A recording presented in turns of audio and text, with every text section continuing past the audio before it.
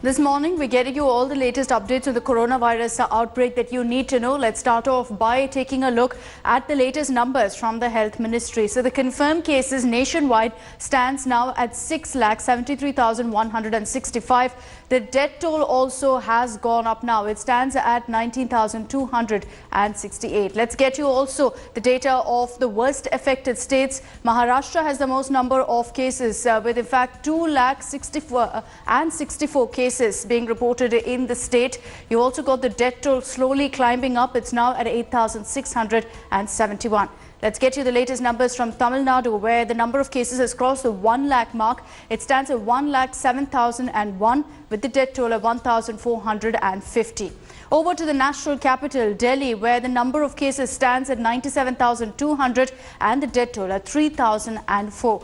In the next few hours, the numbers that have come in the last 24 hours will also be updated in these figures that have been put out by the government. Going up, there's a massive controversy that's playing out over the COVID vaccine timeline, with the Ministry of Science and Technology first mentioning and then going ahead and deleting a reference to the antidote being unlikely to be ready for mass use before 2021.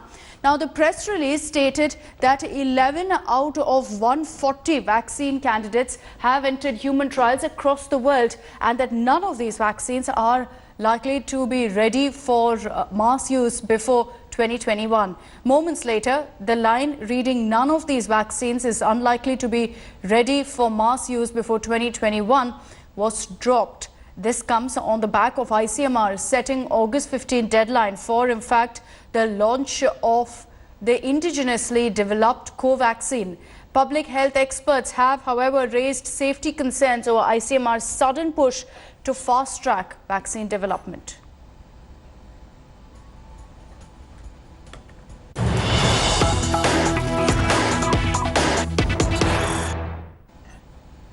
And India Today has also spoken to Dr. T.V. Venkateshwaran, who wrote the vaccine article on the PIB website. He says that the main purpose of the article was vaccine and research on it in India, and he's okay with the line being edited.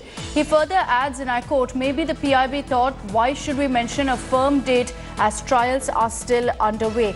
So, in fact, you've got Dr. Venkateshwaran going on record to say that he is okay with the fact that his article was edited to remove the line with regards to the mention of a timeline for the vaccine. Munish is joining us with more details on this. Munish, good morning. Interesting really the fact that you've got now the author of that article stating that he's perfectly okay with the editing, in fact indicating that the reason it could have been done is because they didn't want a timeline. Remember, since July 2nd, we had trial period and then launch of vaccine date, that is August 15. It has been very controversial. Initially, it was ICMR which said that it has to be launched on and before August 15. Later on, there were clarifications given that they are not going to hurry the human trials, but they are going to cut the red tapeism, and that is why this could be possible. And then this letter was uploaded, and then again the okay. Munish, we'll reconnect with you. We're having a problem with your audio line. We'll reconnect with you for more details of what really Dr. Venkateshwaran has said. So far, he's maintained that he doesn't have a problem really with the PIB going ahead and editing his article and removing that line with regards to the vaccine not being ready before 2021.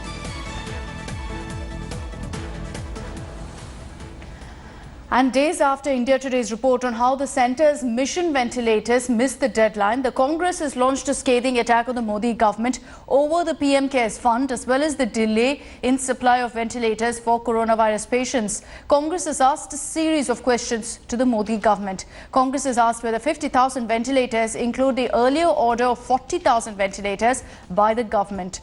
The Congress has also questioned where did the PM Cares Fund go and why there was a delay in the delivery of ventilators.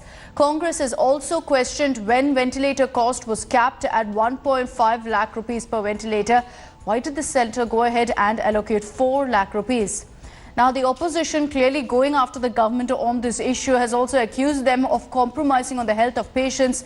India Today, remember, had reported that the government's target of 60,000 ventilators had not been met. Sources in the industry told us that only 20,000 ventilators, I beg your pardon, were purchased and no tender was issued since May 14th. National capital Delhi, one of the worst hit cities by COVID pandemic, has reported close to 3,000 deaths so far. Most of the deaths have been among patients with comorbidities, those who might need ICU beds with ventilators.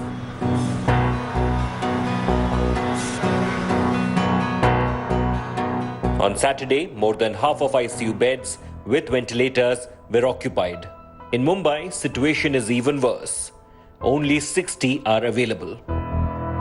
When you come to critical care, then they realize they do not have the ICU beds, they do not have the ventilators, particularly in the government sector.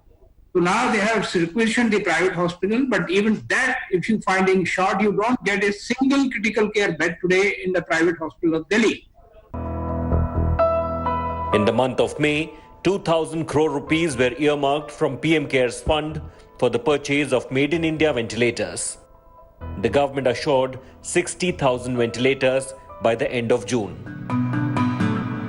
1,000 hospitals Covid के लिए dedicated हैं, 2 lakh beds Covid के लिए dedicated हैं, 20,000 ICU beds तैयार हैं, 21,000 ventilators use में हैं और 60,000 वेंटिलेटर पाइपलाइन में हैं जो जून महीने में आ जाएंगे. The deadline has passed. Sources in the industry say the number of ventilators procured remains the same, 20,000. This as vendors identified by the Hindustan Lifecare Limited, the central agency for COVID-related procurement, have defaulted. Hindustan Lifecare Limited has also put on hold any fresh purchase of ventilators following complaints from hospitals. This has led to a supply glut. Manufacturers like Gurugram-based Allied Medicals have ventilators ready to be shipped. This product is already technically approved by the committee formed by the Ministry of Health and Family Welfare. We have supplied 350 ventilators to them, and in the last 6 months, in 2020 itself, we supplied more than 2,000 ventilators directly to state governments and military institutions. We were expecting more orders to come through from the Ministry of Health and Family Welfare, but we are still waiting for any decision to come from their side.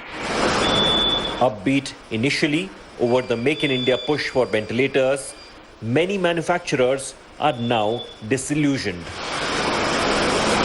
HLL is testing ventilators from several new suppliers in the last 2 months and never placed any orders on any supplier since April.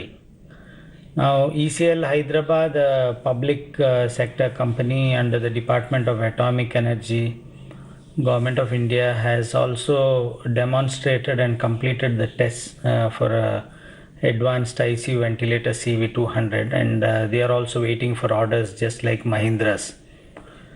Nobody has a clue about what HLL needs, how many units they need, when do they need. The Association of Medical Devices Industry has now written a letter to the Health Ministry flagging the supply glut of ventilators. It wants the ban on exports since March 18 to be lifted. Hospitals are running short on ventilator beds, while this life-saving equipment is lying dumped in godowns. So as the number of cases continue to rise, ventilator shortage threatens to cripple India's COVID response. With camera person Pradeep Gupta, this is Anand Patel in Gurugram for India Today. Let's also get you the latest updates from Tamil Nadu, where the number of coronavirus cases continues to surge. The state reported 4,150 fresh cases in the last 24 hours. This takes the total cases reported in the state to over 1 lakh. Now, with 60 new deaths being reported, Tamil Nadu's overall death toll is nearing the 1,500 mark.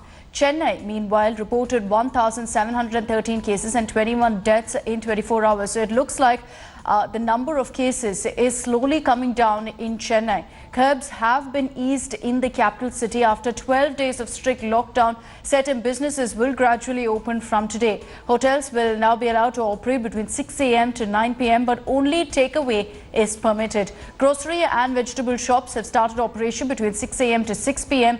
except shopping malls. All other shops have been allowed to function.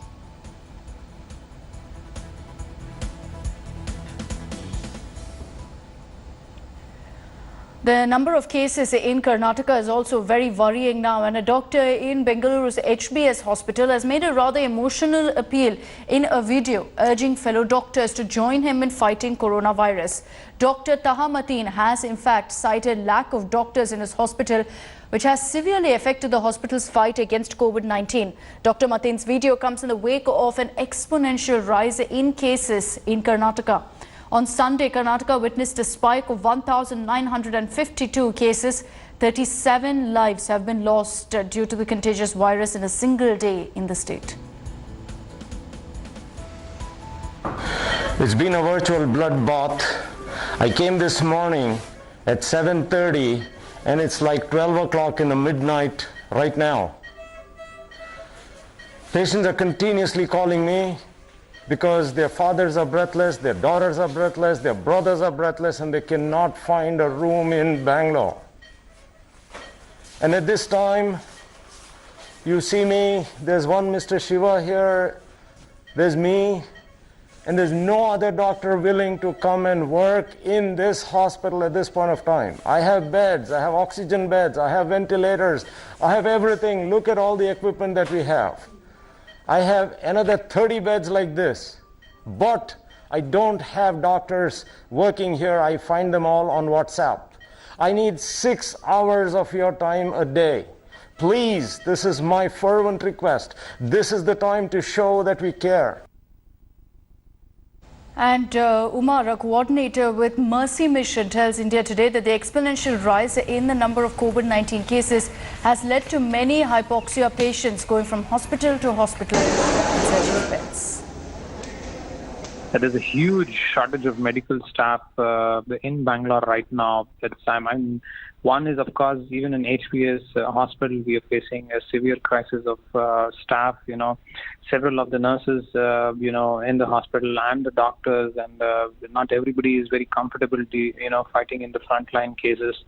And there's a severe shortage of staff. And some of the doctors we had, they already have fever, and hence they're in home quarantine right now. Okay, but do you suppose that this is also the case across Bengaluru and all the private hospitals where they have beds but no doctors?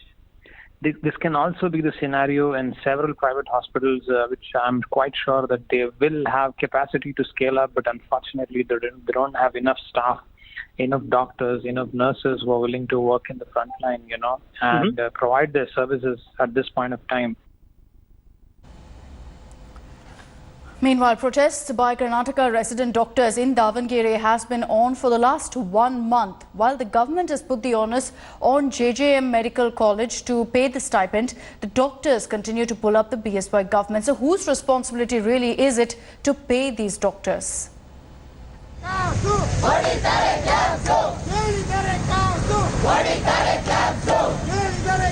Karnataka's resident doctors in Davangere continue their protest, demanding stipend pay deprived to them for 16 months.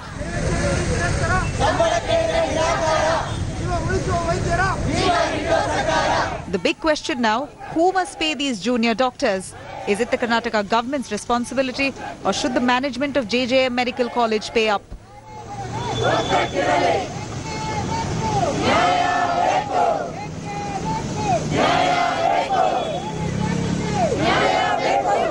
The Karnataka government in 2018 put a halt to the 50-year-old tradition of paying stipend to resident doctors.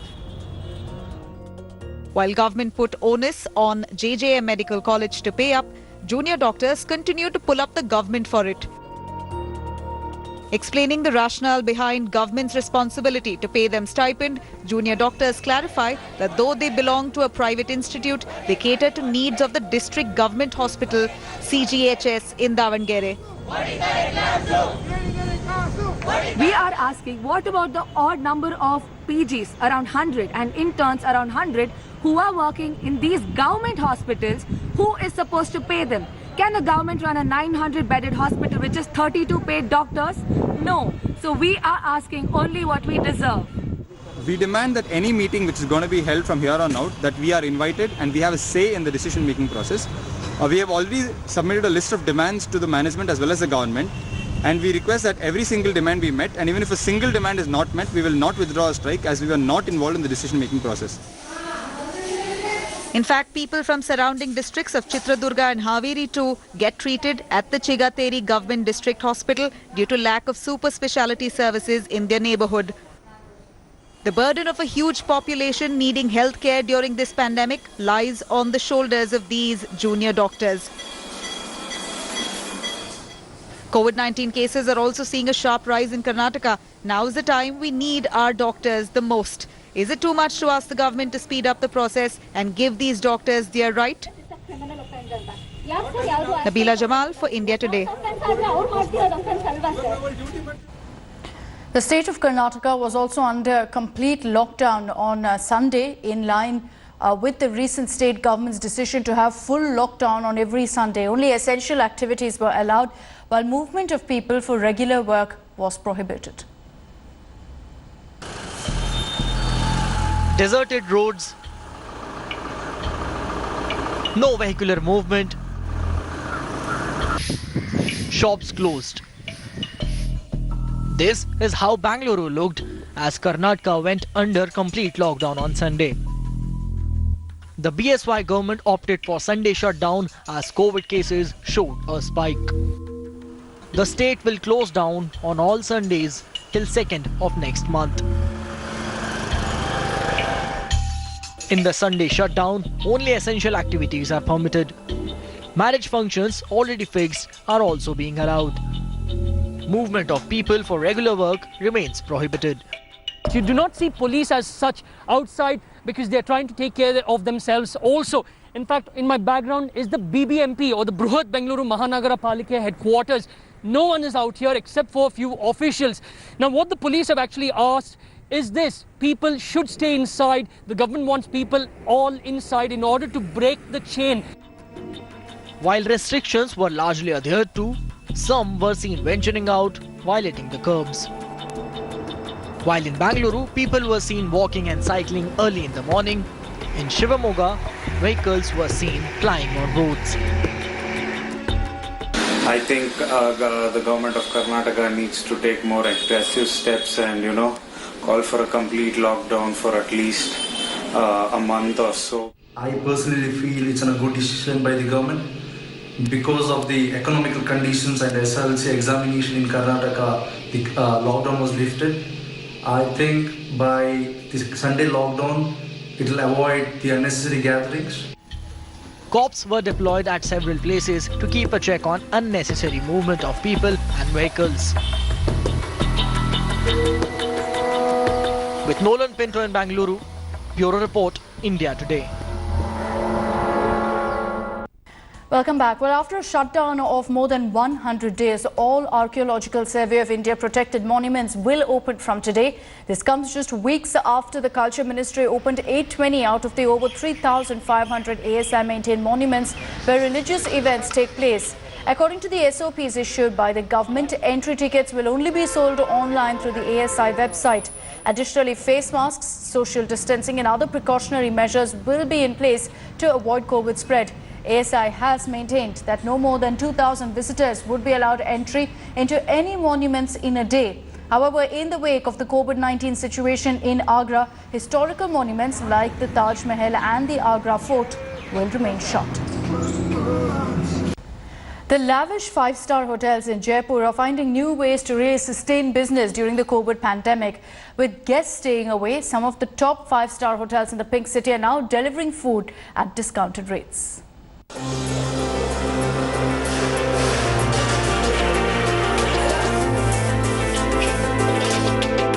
Lavish 5-star hotels in Pink City are finding novel ways to be resilient during COVID-19 pandemic. Facing big crunch with guests staying away, these super exclusive hotels have now turned to delivering food.